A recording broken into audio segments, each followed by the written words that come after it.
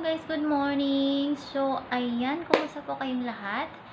So, for today's video guys, ang itatopic natin is about sa dollar sign. Dollar sign ng ating YouTube channel. Ang dollar sign is para sa mga monetized channel na may mga sa ngayon kasi, ang dollar sign dalawa na. May yellow dollar sign and green dollar sign. So, yung green dollar sign, doon tayo monetize siya. Doon tayo kikita, guys. May income tayo doon sa mga videos na green dollar ang sign. Pero doon sa mga na yellow dollar sign, yung yellow dollar sign is kumbaga nilalagay ni YouTube doon is ad suitability. So, kung mahaba yung ads mo, may ads pa rin naman na lumabas, pero depende. Kung ma-exist, wala talagang chance, no? Pero pag ganun, guys, pag yellow dollar sign, so may chance pa siyang magiging green dollar sign. May chance pang kikita ka doon. So, i-ano lang natin, guys, ipa-review natin para magiging green dollar sign siya. So, antayin natin yung review ni YouTube, kung ano yung magiging result as kumbaga manual review nila yung video mo, kung papasa o hindi. So, antayin natin. So, ayun, kagabi may isa na naman akong video na naka yellow dollar sign siya. So, yun yung ayusin natin na try natin i-review kung makakapasa tayo, kung magiging green dollar sign siya, guys. So, ayan, kung paano ko siya ginawa, panoorin natin, guys. So, ayan, siyempre itong video para naman to sa mga hindi pa alam about dito, kung paano i-adjust, kung bakit may mga nagtatanong bakit yellow dollar sign, may iba naging ineligible. Yung mga ineligible, guys, yung dollar sign na naka-red, nakaganyan siya, naka-red na nakaganyan, may slash, tapos sinasabing ineligible. So, why chance talaga yun, guys, ng video na yun. So, sayang. So, pag ganun yung video nyo, mas mabuting i-delete na lang siya and then i-edit ninyo ulit. Maybe minsan kasi yung ganun copyright siya, kumbaga. So, may iba namang copyright na may sharing siya na green, light green and dark green. Ibig sabihin, kahati. Kung may kita ka doon, kahati mo yung may-ari nung, let's say, sa background music. So, kahati mo sila. May ibang CPR na sila lang talaga yung kikita, hindi ka kikita. At least, okay yung sharing na copyright kasi dalawa kayong kikita, hati kayo. Pero doon sa isang copyright, siya lang mismo ang kikita doon. So, hindi ka kikita. So, if bago pang upload, mas okay i-delete mo na lang and then i-edit mo. Or pwede mo din siyang i-edit. Pero pag na-upload na kasi tapos i-edit mo siya, parang parang hindi na yung video tingnan kasi nga naputol, 'di ba? So much better na i-delete na lang, i-edit ulit and then i-upload ulit. So ayan, ang dami ko na sinasabi, guys. It's about dollar sign lang naman. So pero ang main topic dito is yung yellow dollar sign natin. Kung paano natin igagawing green dollar sign para kikita tayo, guys. So, yun. Ito yung topic natin about sa yellow dollar sign, guys. So, syempre, kung bago ka pa sa akin channel, please don't forget to subscribe my channel. And kung may questions ka po, just comment down below or just message me on my Facebook page, LVC'S Cuisine channel. So, LVC'S Cuisine, guys, kasi yun talaga yung name ng channel ko na to dati. Tapos, nag-change name lang ako kasi sobrang nahabaan ako doon sa name na yun. So, nag-change ako into LVC'S vlog. So, mas na-exit siya, guys. So, ayun, yun lang. Ayan, thank you so much sa inyong lahat, guys. So, ayun na, ito na.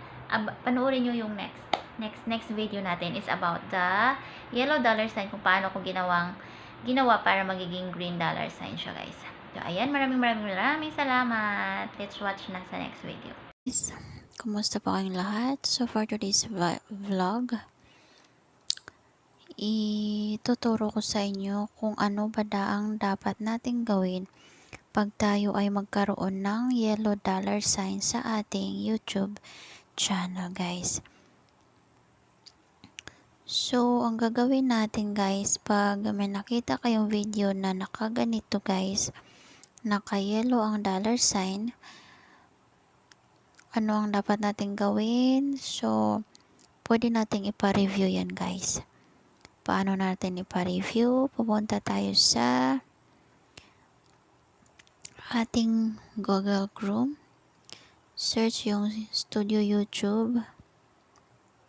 mag-login tayo sa ating YT Studio guys. So, press natin yung sign in. Loading pa more. So, ayan, nasa studio na tayo guys. So, i-press natin yung videos.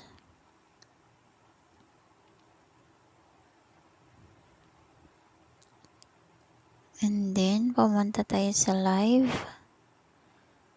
Press yung live. So, ayan, makikita nyo guys, yung limited ads, yung yellow dollar sign na yan. Ayan, limited ads, yung yellow dollar sign na yan guys. So, ipa-review natin yan para magiging green dollar sign. So, pag green dollar sign, kikita tayo dyan guys. Pag ganito kasi yellow dollar sign, so medyo limited yung ads. Depende pa yan sa kung gaano kahaba yung video. Although may mga ads pa rin lalabas if mahaba yung video, pero much better talaga kung naka green dollar sign tayo guys. So, ang gagawin natin ay i-press lang natin yung title ng video. Tapos, press yung dollar sign. So, loading. Antayin natin guys.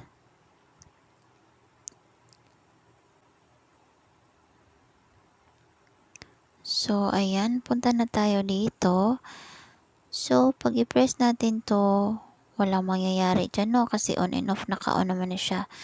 So, ang ipipress natin dito, guys, is itong request review. Ayan, nakikita nyo yan, request review. Yan yung ipipress natin. So, i-request natin for review, guys. Ipa-review natin para magiging green dollar sign siya. Request for review, guys. So, ayan, pag-press natin yung request for review, ito yung lalabas, guys. So, if you are certain that your video, thumbnail, and metadata meet YouTube advertisers' friendly guidelines, you can request a human review. We prioritize reviews based on a number of signals. So, i-check lang natin yung box na I have double-checked that my video satisfies YouTube advertiser friendly guidelines. Check natin yung check the box and then request review. Ganyan. Press yung request review. Antayin natin. So, ayan. Sinasabi niya is, this video is being reviewed to determine whether it's suitable for most advertisers. So, antayin natin siya guys. Bukas. Bukas pa. Bukas yan siya. May email na. So, antayin natin yung email ni Lolo kung ano yung result guys ha. So, yun lang yung dapat natin gawin pag may yellow dollar sign tayo guys. Napakadali lang guys. So, hanggang sa marot. So, ayun guys. Yun lang naman guys. Napaka-easy lang. So, kung may iba pa kayong questions regarding sa YouTube channel guys, just comment down below or PM me on my Facebook page, LVC'S Cuisine Channel.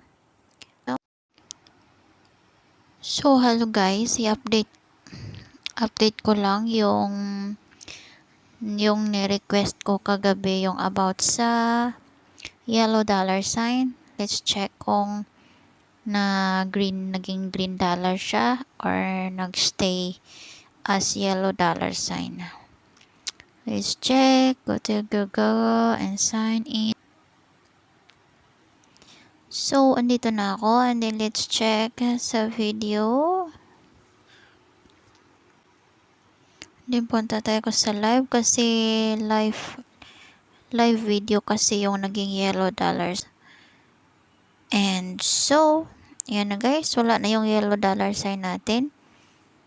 Yan, naging green na siya guys. Ito yung play and win Sunday day. So, ito yung yellow dollar sign na pina-review ko kagabi. Ayan, yellow dollar sign. Ngayon, naka-green dollar sign na siya guys. So, pwede natin kumita dito sa video na to. So, yan guys. Ganun lang po kasimple magpa-review ng dollar sign natin guys. Pag yellow dollar sign siya.